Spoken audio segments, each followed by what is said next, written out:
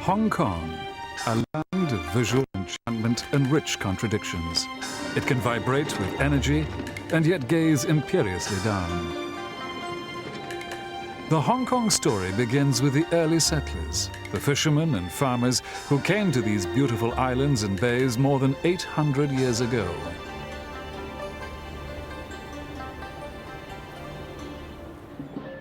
A bamboo mat shed stands like a cathedral in the farmlands of the Tang clan. Every 10 years, clan members gather in Hong Kong to publicly worship their ancestors. They come from around the world to share in the ancient traditions of the clan, to worship the gods in the quest for peace and prosperity, and to clear the valley of troublesome ghosts. Elders of the clan welcome members with the respect due to all true descendants of Hong Kong's early settlers. As Chinese, we feel we have to honor our lineage and trace our roots to remember our ancestor. This is a Chinese custom. It is taught to each and every descendant of our clan. Mr. Tang Zilim visits the shrine in the 700-year-old ancestral hall of Pingshan. He is the 25th generation of the Tang clan resident in Hong Kong. Our fourth-generation ancestor was a magistrate in Chaoyang. He sailed past Hong Kong and saw that the dragon range was good. To us Chinese, feng shui is very important. As they say, catch the dragon and you'll catch the best feng shui. Because of that, he brought the ashes of our ancestors to Hong Kong. The Tangs are one of the 5 great clans of Hong Kong's new territories. For centuries, they've farmed these valleys, famed for the quality of the rice harvest. They live together within the protective walls of their clan villages, safe from marauding pirate or bandit, and beneath the favorable aspect of the Dragon Range. In Hong Kong today, rice farming is a thing of the past, but William Tang still carries out filial obligations. We still have this tradition, and it's wonderful to keep it and to respect it. Myself, I'm a fashion designer. I live in the most modern side of the world, but still I would come back and respect that. And I think it's great, to give both. I don't see why you have to give it up just because we are moving into modern time. Hong Kong's islands and bays have been home to tanker and hoklo boat people for hundreds of years. The shrimp and prawn fishing grounds have sustained many generations of floating families. The majority of local fishermen have finally moved ashore. Today, in the village of Tai O, preparations take place for the Dragon Boat Festival. The sea temples are first to be visited.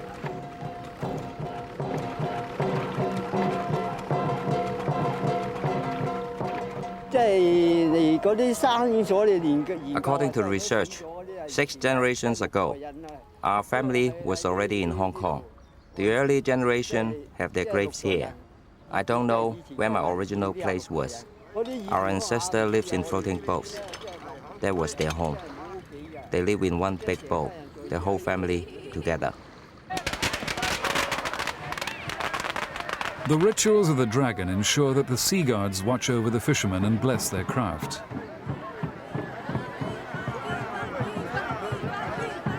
The race between rival dragons reaches back into history when dangerous pirates and buccaneers preyed upon the graceful fishing junks of the South China Seas. The vast empire of China and its silken treasures has lured and enchanted Western travelers for centuries. It was in the southern province of Canton that Europeans were first allowed to settle. At the entrance to the Canton River stood the Isthmus of Macau, and on the eastern edge the island of Hong Kong. In 1557, Portuguese traders were granted leave to build a town at Macau. Within the confines of this tiny, restricted area, Western merchants established a comfortable and often lavish lifestyle. Ships would arrive from Europe and then journey up to Canton in time for the winter trading season. Strict regulations forbade foreign wives and families to visit Canton, so Macau remained the focus of Western social life. By the early 19th century, merchant princes from America and Europe had established enormously successful businesses. As the searing summer heat began to fade, life for the merchants transferred to Canton. Suddenly, the Whampoa anchorage was full of ships, the owners anxious to be the first to trade their wares. Cargoes were unloaded and the merchants took smaller craft up to the foreign factories, where they would remain for the next 6 months.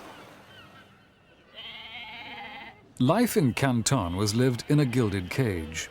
Each trading nation rented its own factory, warehousing in a massive strongroom on the ground floor with palatial living quarters above. Foreign merchants were restricted by the Chinese authorities to the area immediately adjacent to the factories. The British merchants were known for their shrewd business sense, and their undisputed leader, described by the Chinese as the iron-headed rat, was William Jardine.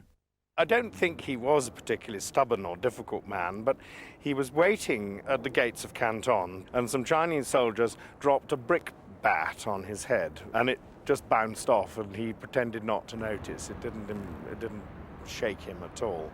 So they christened him that in the same way that they christened Lord Napier laboriously vile. And they were slightly anti the British, I think, from the way they made up these names then. Western craving for tea assured the merchants an almost insatiable market. As the tea trade prospered, so did the trade in fine Chinese silks and porcelain. What Chinese craving could the foreign merchants satisfy that would ensure a profitable trade balance? The answer was opium. Indian-produced opium was shipped in vast quantities to the China coast. The illegal trade kept British and American merchants afloat for several generations. One of the prominent American traders was Captain Robert Bennett Forbes. After the 1820s, the opium trade began for Americans. They got the idea, of course, from the Brits, and it was about 15% if the trade was held by the Americans, and I suppose 85% by the British. The British were unrepentant about illegally supplying opium to the Chinese. Elaborate rituals were associated with opium smoking, and the habit was enjoyed by so many. The trade potential was enormous. Linton Island saw the unloading of the illicit cargoes. From the foreign ships, they were transferred to Chinese launches, scrambling dragons, and smuggled up the coast under the control of the Chinese merchants. Their trade was highly profitable. Hauqua was generally acknowledged as the richest merchant in the world, and he had probably upwards of $26 million. He was known worldwide. In fact, he ended up, there was an effigy of him in Madame Tussauds waxworks. The Cantonese merchants lived in fabulous style, but the anti-opium debate was growing.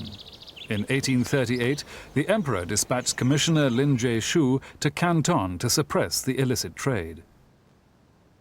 He ordered the British merchants, traders, opium traders, to sign in a document and pledged not to do opium trade again. The ensuing destruction of more than 20,000 chests and the detention of the foreign community resulted in war.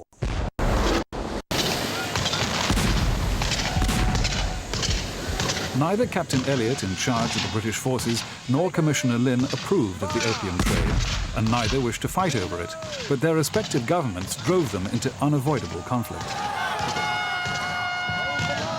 I think the British is to blame. This is my clear-cut position.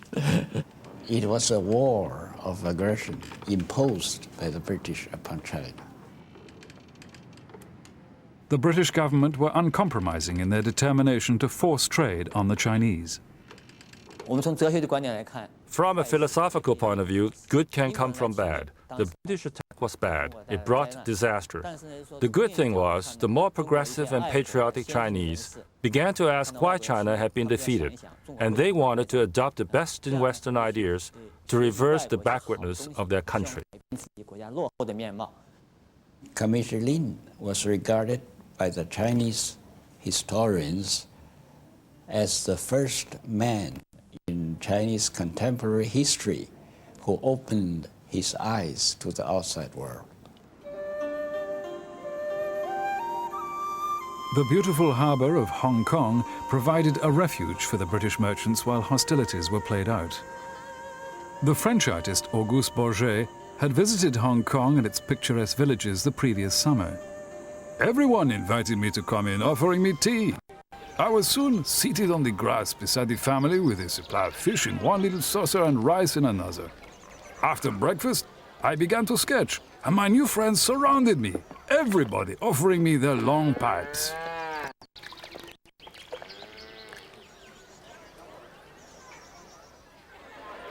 January the 26th, 1841, the British Navy took possession of Hong Kong Island. Without further ado, merchants disembarked and warehouses were erected. Skilled local stonecutters were immediately engaged, and 7,000 laborers arrived from China within 6 months. The semblance of a town was soon apparent, but without formal plan or design. Typhoons ravaged the fledgling colony in its first summer. The first homes of the merchant princes began to appear, but nearby swamps and the humid atmosphere brought with them deadly fevers. The Happy Valley, last resting place of the colonial dead. Piracy was an added threat to life and trade. Rivalry was no less a threat. Jardine Matheson, from their splendid offices, devised ingenious methods of outsmarting the competition. They had a system of flags, a coded system of some sort, which the returning clippers would sort of run up a message, which was relayed by a guy at the top of Jardine's lookout with a telescope. It was relayed down to the office. And, you know, it might say tea down to 4 shillings a case or something, and then they would obviously sell lots of tea before anyone else knew what was happening. The first of the unequal treaties between Britain and China was signed in 1842.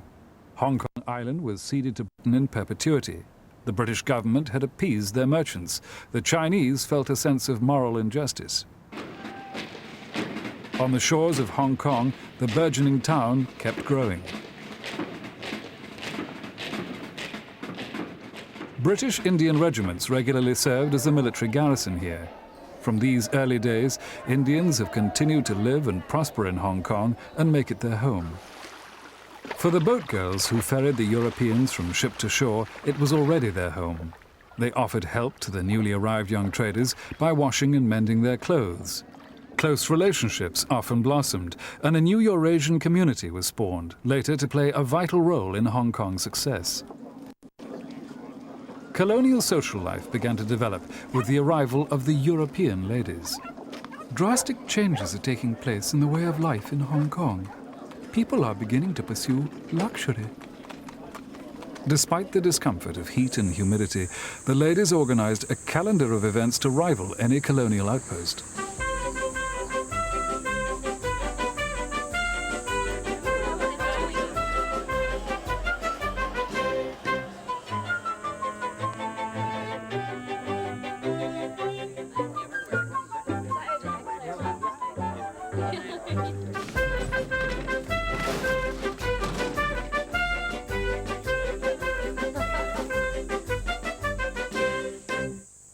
Hong Kong's police force is one of the oldest in the world, initially comprised of Indians and Europeans.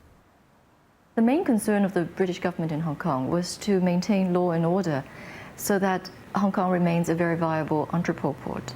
It remains a healthy and viable place for trading with China. The Chinese came here, made their fortunes or even just for a bowl of rice, and they just keep out of each other's hair. And I think the Chinese population was quite happy that things stayed that way. On arrival in Hong Kong's harbour, travellers were invariably impressed with what greeted them.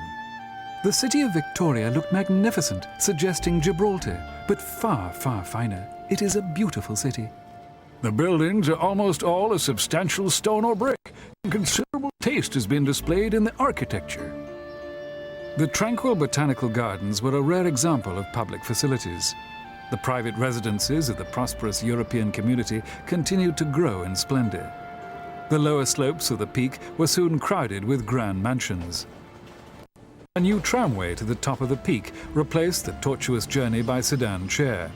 It enabled families to escape the humidity and heat, as well as the rapidly advancing Chinese community. A public ordinance was announced reserving the peak for Europeans. The colonials maintained strict standards of Victorian dress and behavior, in the knowledge that one day they would return to their homes in Europe or America and there invest their newfound fortunes. For certain minority groups, there would be a different outcome. Marble Hall was the home of a wealthy Armenian, Sir Paul Chater. He amassed an enormous fortune and left it to Hong Kong. The Kadoorie family, Jews from Baghdad, made their wealth and home here and today remain great benefactors. Parsis were some of the first traders to buy land in Hong Kong. Sir Thomas G. Modi was responsible for building the University of Hong Kong at his own expense. Religious and ethnic minorities who left their homelands and came to Hong Kong have left an astonishing legacy of development and philanthropy. But what of the Chinese who came to Hong Kong with the same ambition and will to succeed? For the majority, it was a life in a shantytown and work as a coolie. Immigration continued to rise. In the Chinese quarters, overcrowding and lack of sanitation were constant concerns. But when plague broke out, it was serious. The lives of Europeans were endangered, and the port of Hong Kong might be closed. The British administration intervened. It was quite devastating because the plague flared up so suddenly. There were not enough medical officers, and so soldiers and policemen and so forth were recruited. And of course, they hadn't a clue what they were supposed to do. I mean, they were just not trained for this kind of job. So on the one hand, the soldiers themselves felt very hard done by to have to expose themselves to this kind of epidemic.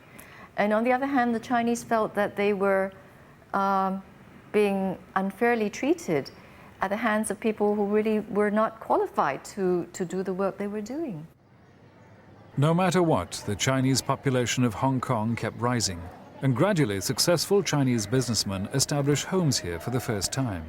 However, age-old addictions to opium and gambling were a constant threat to success and security. My great-grandfather lost several shops and houses in a Pai Gao game overnight. And as usual with rich Chinese in those days, he was an opium addict, but other than his opium addiction, he was fond of gambling. And it was the gambling in him and in my grandfather which brought down the family fortune. Unlike China, Hong Kong had no scholar class who would have assumed natural leadership of the community. This left the Chinese merchants to undertake the role of local elite.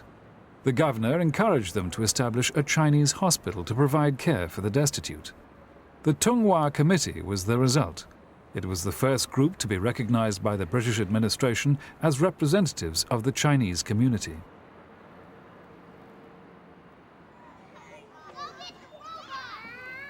Both British and Chinese were now aware that there was a serious need for education in the English language for the sons of the new elite.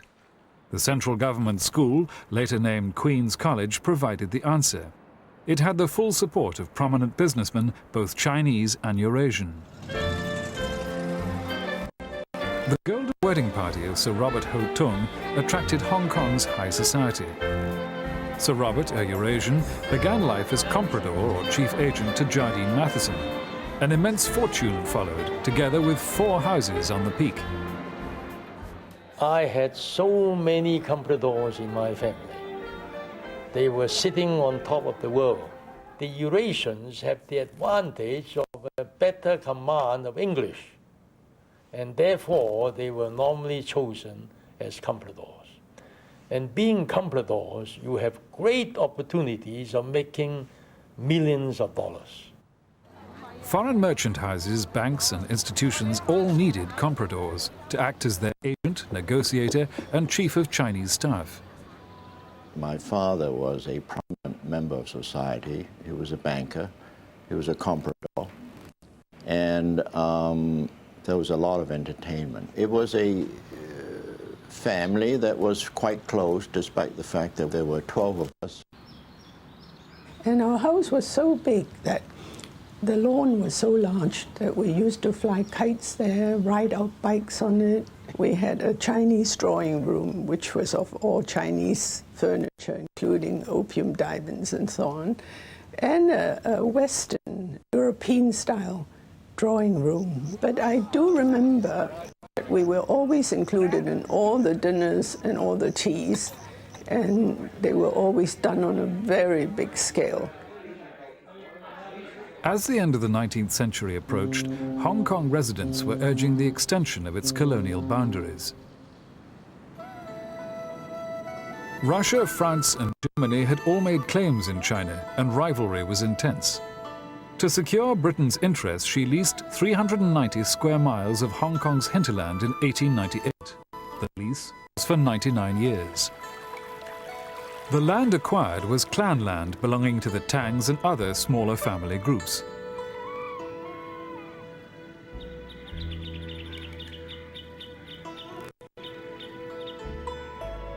The treaty was signed in Beijing. The landowners of the new territories were never consulted.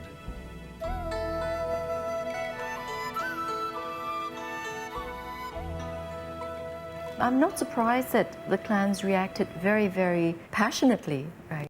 And I think we have to remember that in the new territories, many of these big clans were very well organized. They had a lot of wealth. They had a lot of education. And I think they were not going to take it lying down. The clans gathered a force together and put up vigorous resistance. But the British military were better trained and better equipped. The raising of the flag was inevitable. At the official ceremony, Governor Blake read the terms of the treaty to the elders of the clans, which stated that land would not be expropriated except for public use, when it would be bought at a fair price.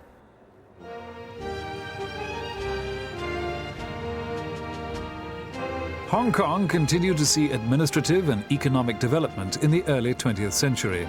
But the aftermath of the First World War brought many changes. Britain no longer had a virtual monopoly of the Far Eastern trade. While Europe was suffering from unemployment and high taxation, Hong Kong's establishment enjoyed an Indian summer. In spite of the heat, ceremonial parades continued for visiting dignitaries. In China, revolution had overthrown the last Manchu emperor. The morality of imperialism was subject to question. Colonial atmosphere was very heavy in Hong Kong. They were, the separated English was way up, and everybody was looked out on Chinese people. And at that time, the Chinese people actually do not find Hong Kong. They do not seem to belong to Hong Kong. They came to Hong Kong to do business, and then they went back to China. Everybody had a home in China. The time was ripe for modern facilities attuned to Chinese business culture. The Bank of East Asia was founded by a group of highly educated young Chinese men, one of whom was Li Jiefeng. Well, my grandfather told me that when he was a young man, he experienced difficulty in getting bank loans or bank financing when he started his business as a trader and also a ship owner. And he, together with a group of friends, decided to form this bank.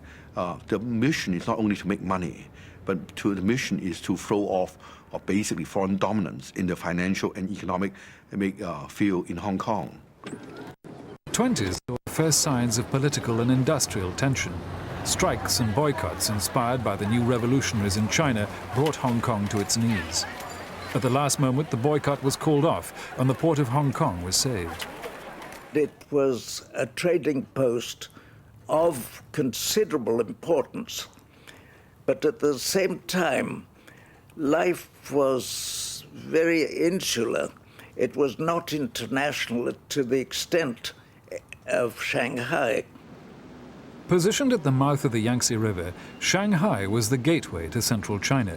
Like Hong Kong, it had developed under foreign domination, but it had grown into a modern international city with an intriguing blend of East and West. It was a favorite destination for Hong Kong society. Restaurants and cafes are crowded, and dancing to modern band music is the favorite pastime of Shanghai's cafe society. Shanghai was the big city.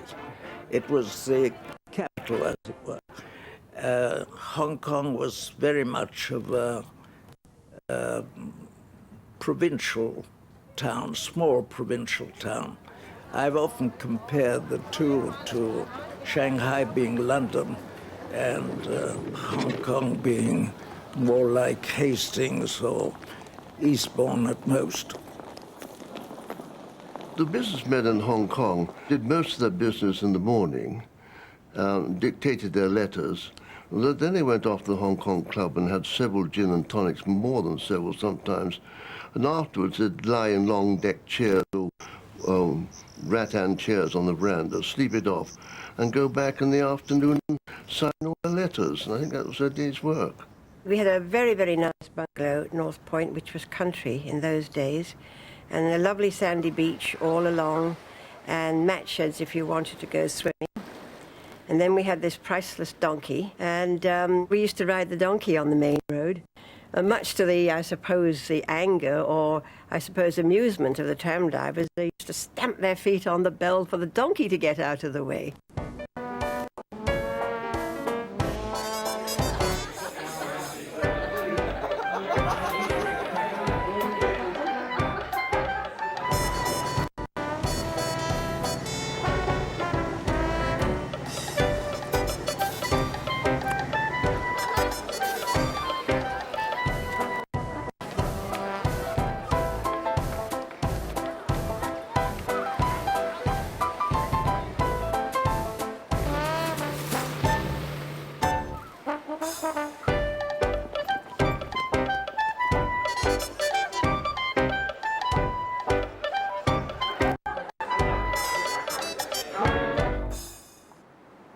Hong Kong's entertainment was mostly homegrown, but the racetrack in Happy Valley continued to provide the most popular distraction in the whole of Hong Kong's history.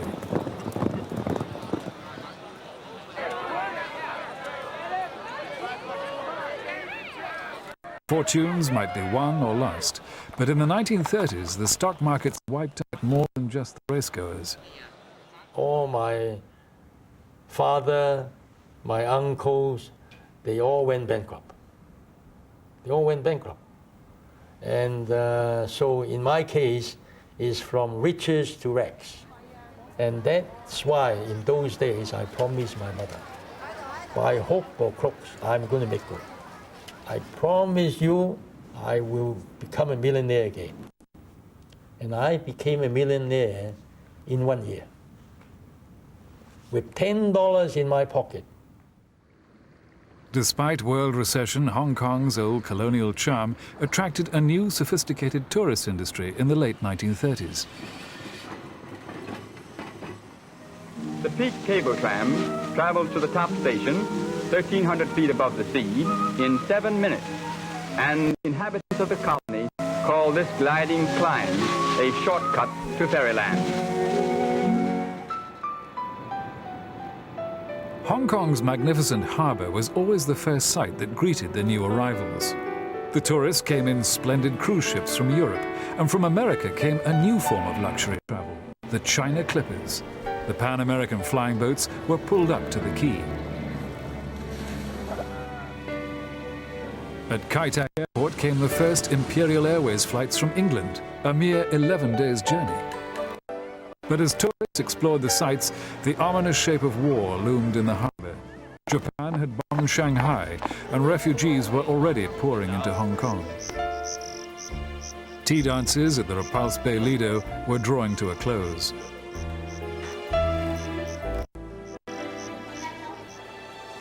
The compulsory evacuation of European women and children to the Philippines and Australia took place in July 1940. Only nurses and women in essential services were allowed to stay. Volunteers from all walks of life offered to do what they could. The Japanese had been at the border for months, but it was not until November 1941 that Hong Kong believed that war was imminent. No amount of training could prepare the garrison for the Japanese attack when it finally came.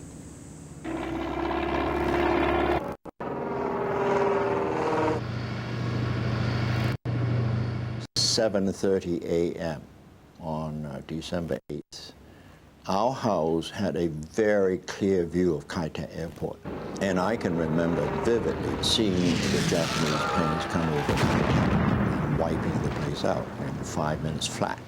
and then turning on the radio as to what was going on. But we were constantly assured by the government and by the authorities of nothing to be afraid of. This is not serious. The Japanese drove forward across the border and through the new territories within days. Despite heroic attempts by the troops involved, especially the local volunteers, the battle for Hong Kong lasted only 18 days. The surrender took place, I remember, on Christmas Day, 1941. A few days later, we could then go out. We walked back from town to Happy Valley and up the hill to the house, and all along the way on the slopes of the hills, I could see dead soldiers, some with their stomachs blown open and some dead for days. And it was such a shock to us because we never expected to see a battleground on the way back to our home. All surviving British, military and civilian, together with their allies, were rounded up and escorted to prison camp, where they would remain for the next 3.5 years. The main interest there was to get food, whatever way. Our ration was 4 ounces of rice for breakfast in the morning. The next meal was about 7 o'clock in the evening. It was another 4 ounces of rice and a teaspoonful of beans. Now and again, the Japanese got a brainstorm and things like partridges would come in, but that was only because the cold storage had been bombed by the Americans and they didn't know what to do with the partridges. My father came out to Hong Kong in 1903. So he stayed and he got caught here. And we heard from him sort of at the very beginning of the captivity, but towards the end we heard nothing, so we naturally assumed the worst. Finally, I opened a newspaper on the tram going home, and there was this picture of my father in the internment camp with his homemade lathe, making wedding rings out of 10-cent coins and dollar coins or whatever he could find for the young ladies in the camp. Life on the outside was equally hard for many. The fishermen of Taiyo will never forget those years. During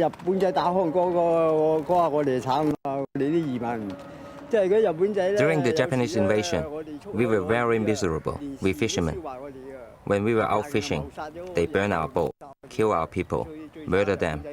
It was the most miserable we have ever been. We were down and out, except for a few rice in the house. We had nothing. But so in desperation, my mother went through family heirloom and found 4 opium pipes. And in those days, Japanese threw open the opium dens and the casinos, and my father took these opium pipes, who were beautiful sort of object art, and sold them in the opium den, and that raised about $1,000. In 1945, when news broke that Japan had surrendered, a British flag was proudly hoisted. The British Navy arrived 2 weeks later. It had been a fortnight of speculation. President Roosevelt had wanted Hong Kong to be returned to China. Churchill, though out of power, wanted to preserve the colonies. As Japanese soldiers were relieved of their arms, Admiral Harcourt prepared to accept the surrender on behalf of Britain and China.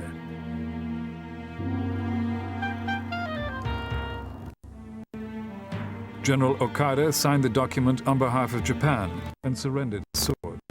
In the streets of Hong Kong, it was time for celebration.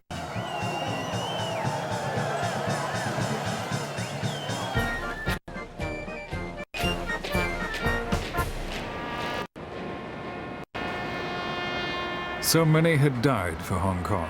British, Canadian and Indian troops, local volunteers and heroic resistance fighters, as well as many civilians and prisoners of war. War is a great leveler. For Hong Kong, it helped to break down barriers between ethnic communities and introduced a new era of equality and unity.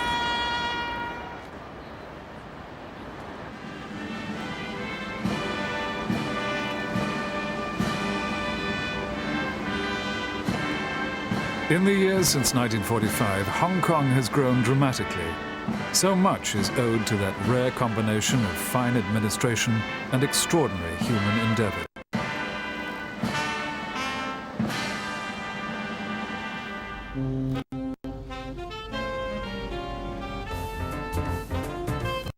With the war behind them, the people of Hong Kong set about rebuilding the colony.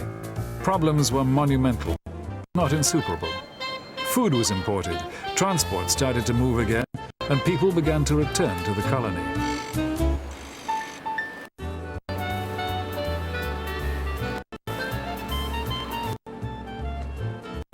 Hong Kong's small industries were about to be overshadowed with the arrival of highly professional businessmen from Shanghai who feared a communist takeover in the mainland. I was running the storage department in Kowloon Wharf, and my head clerk said, there's a Shanghai gentleman who would like to see you. And he came and he said, well, I intend to start a spinning factory. And I looked surprised. I said, but there's no water, there's no labor. He said, well, water doesn't really matter for spinning. Labor will bring it with us. Shanghai's industrialists changed Hong Kong from a successful trading post to a sophisticated manufacturing center. We spent almost 10 years to establish the name of Hong Kong. So after 10 years of efforts, success, so everybody accept our quality with world standard. That's, I think, I'm very happy to achieve this. The arrival of the Shanghainese was just the beginning of immigration from China on a grand scale. As Chinese cities fell to the communists, Hong Kong was ill-prepared for the consequences. Beijing, October 1949. Mao Zedong proclaims the People's Republic of China. An historical event of international importance. For Hong Kong, it meant further pressure on its limited resources. We were evacuating plane load after plane load. I mean, I think we were operating for maybe 3 weeks or more every day, at least one flight. And the flights went on until finally, the last flight, I went to Chongqing, and there were probably 100 people wanting to get on the plane, and 32 bucket seats. And I said, well, I'm not taking off unless, I mean, it's going to be one person per seat, and that's it. So I waited near the perimeter of the airport, and finally, people started to leave. So immediately got in and cranked up the engines and started to take off. And at this time, we could hear gunshot fires coming across the river. Pressure mounted at Hong Kong's border. Families continued to pour in. Police and immigration officials were almost overwhelmed. To those that crossed into Hong Kong, a new life was dawning in a land that offered opportunity. The prospect of finding adequate accommodation, however, was remote. Families rented bed space where they could. A bunk per family was a luxury. For those without any connections, squatting on the hillside was the only answer. Homes were constructed from abandoned materials. Conditions were less than basic. We stayed with our relatives at the beginning, sleeping in the hallway. The boys were sleeping out on the street. I had no work, so we had to take whatever we could get. We couldn't say no, even if it was a toilet hut. The flimsy huts served not only as homes, but also as workshops. On Christmas Day 1953, a disastrous fire raged at Shek Kip Mei squatter camp. By morning, 50,000 people had lost their homes. Later that same day, the Hong Kong government committed itself to a serious resettlement program. Hillsides were flattened and land was reclaimed from the sea. Within 3 years, basic accommodation for 200,000 people had been built. The housing program grew annually, from resettlement blocks to low-cost housing estates. Today, the Housing Authority provides homes for over 3 million people, more than half of Hong Kong's population. Hong Kong's problem has always been the pressure of people, too many crammed into too small a space. In 1956, trouble erupted. The Communists and the Nationalists were inclined to put up flags all over the place. And one of these resettlement areas, I think either Nationalist or Communist flag was stuck on the walls. And the resettlement supervisor ordered them to be pulled down, and that was the start of a riot.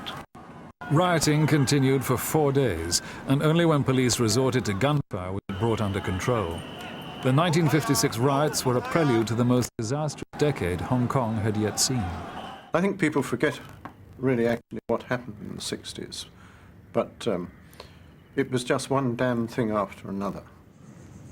There was a massive immigration from China, which was really like one of these great epic films with people tramping down over the hills in their thousands and pressing against our border fence and waiting till nightfall, and then they would all pull on the fence and pull it over and run into Hong Kong.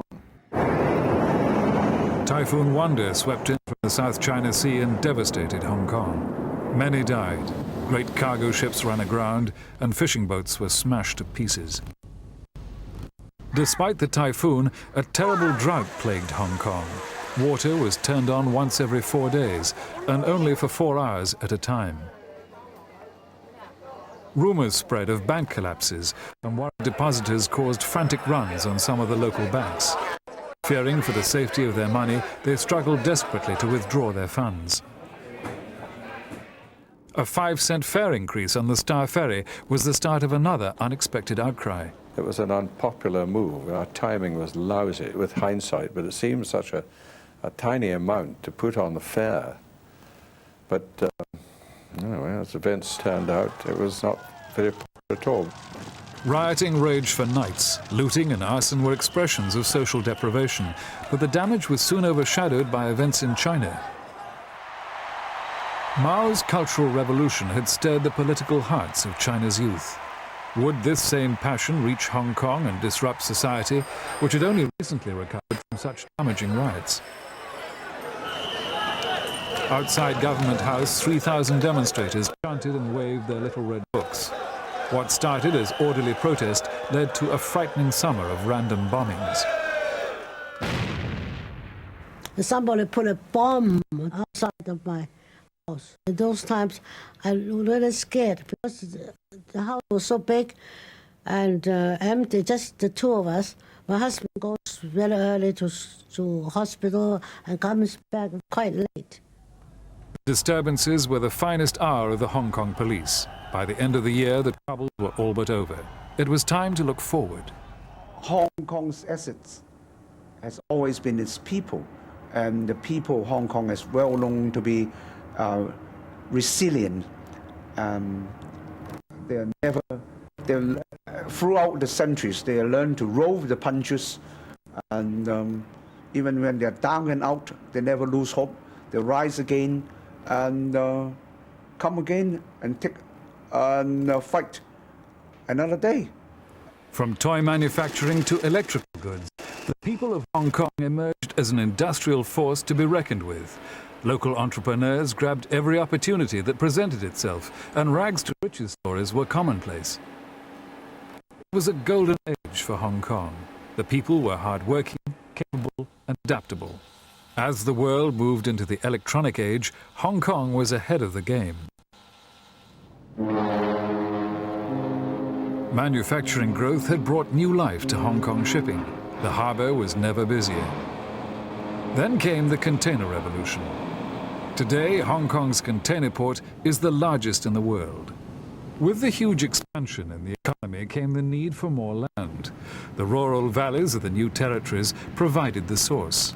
Farming land was surrendered in return for a proportion of building land. As land prices rocketed, original settlers made profits. But their traditional way of life would never be the same. In the old rice paddies, containers now stand. Storage space is desperately needed. The ancient farmlands are providing the answer.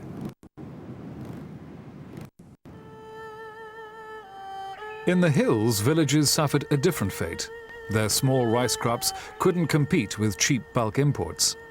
Access to the market was a long walk over the hills. It was time to go. All original settlers were eligible for British passports. Many took the opportunity and launched the Chinese takeaways of England and around the world.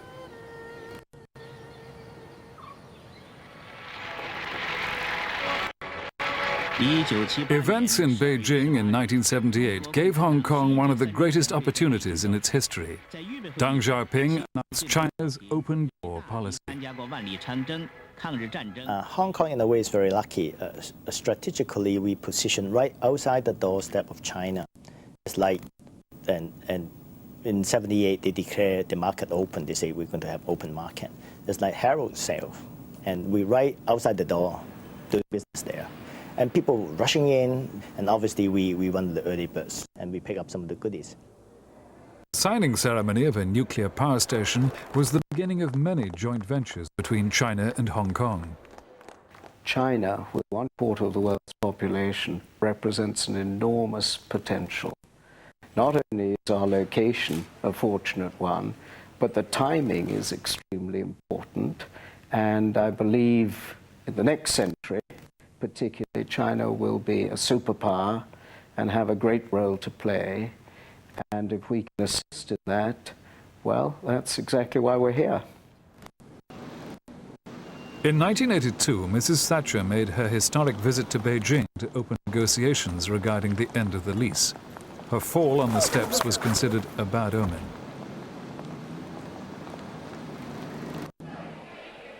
The stock market dropped dramatically. Hong Kong's confidence in the future was further shaken.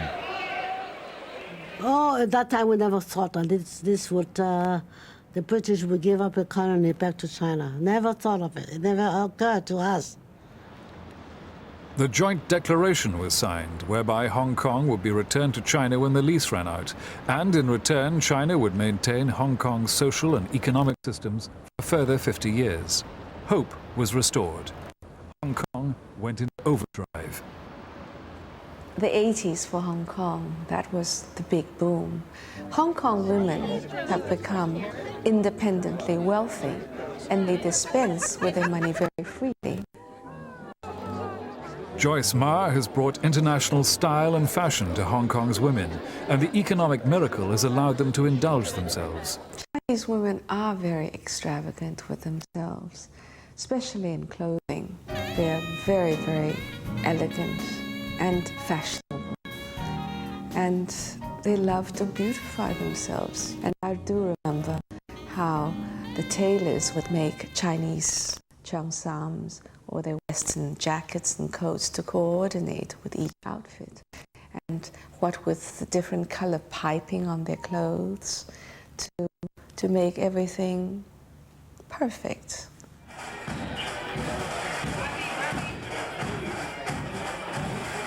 The Indian community celebrates the golden wedding of one of their leaders. The Harilela family arrived in Hong Kong having lost everything in the 1930s depression. Together they've rebuilt their fortunes and increased them spectacularly. Guests from across Hong Kong's communities gather to celebrate. I like diversify. I always believed in diversify. From men's tailoring, I went to ladies' tailoring. From ladies' tailoring, I went to real estate. From real estate to hotels. From hotels to finance. And then now we are in high tech. This place is so tiny, and yet you find so many multimillionaires all over the place. It's because there's a special dynamic character about Hong Kong people. Hong Kong's population has always been on the move. People have been coming and going since the days of the early settlers. Opportunities abound here for those that have the energy and the commitment. There's little time for people to stop and reflect. The events that took place in Tiananmen Square on June the 4th, 1989, threw Hong Kong into an unprecedented turmoil of emotion. Statue Square became a shrine. Thousands of people came to lay wreaths and pay their respects.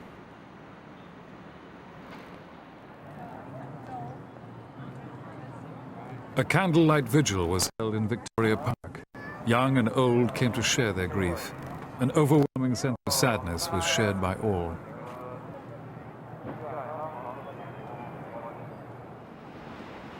Despite their feelings, Hong Kong's people got on with their business and tried to look forward. Hong Kong is a very fair and very equal society. You work hard, anyone can set up a business. There's no restriction on business, and anybody can try to do his own thing. And the government will give very little intervention. We maintain the minimum law and order, minimum social benefit, minimum medical support. I think the cost on the society is low.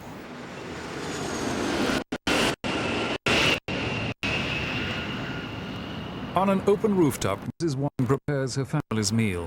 Her husband is the building's caretaker. They're living in one room with their 5 children. There's no water, no drain, and no bathroom. But her children study hard and have ambitions to be doctors, policemen, or businesswomen.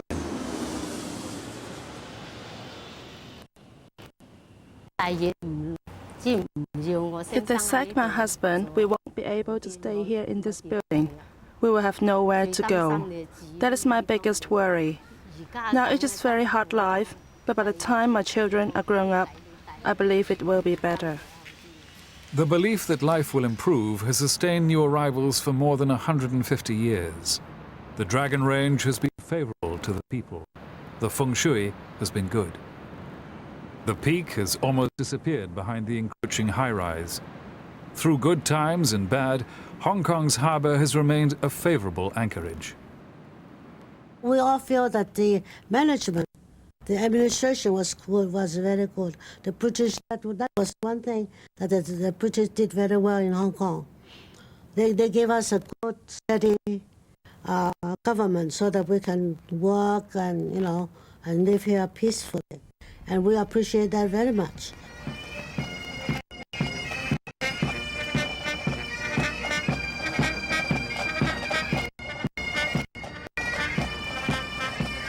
Since the days of the early settlers and the start of the Hong Kong story, many people have made this their home. Whether a British colony or a southern region of China, Hong Kong will never cease to be full of surprises. Everyone has got to work out their own philosophy over Hong Kong. Hong Kong is a place which grows on you, or you hate it from the time you come here. If China sincerely wanted to let Hong Kong govern itself as part of the one country, two systems, we would be really in for a wonderful next century. Ever since the signing of the Joint Declaration in '84, we had decided we are for Hong Kong. Well, I'll stay on and see what happens here. As far as property is concerned, I've been told I should sell, but I don't see why I should. What do I do if I sell? I have confidence. I trust the Peking government. I've always felt that the Chinese have everything to gain to have a very smooth takeover, and I am confident that that's the way it's going to turn out.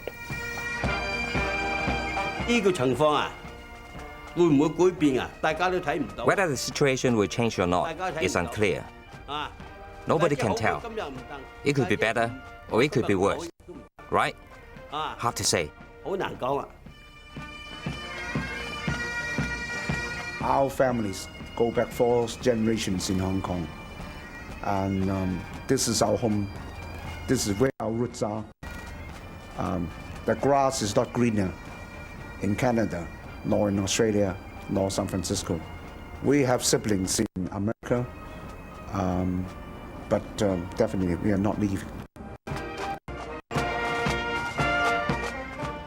If worst comes to worst, the situation becomes very bad, I would just stay home and not doing anything. But at least I'm home.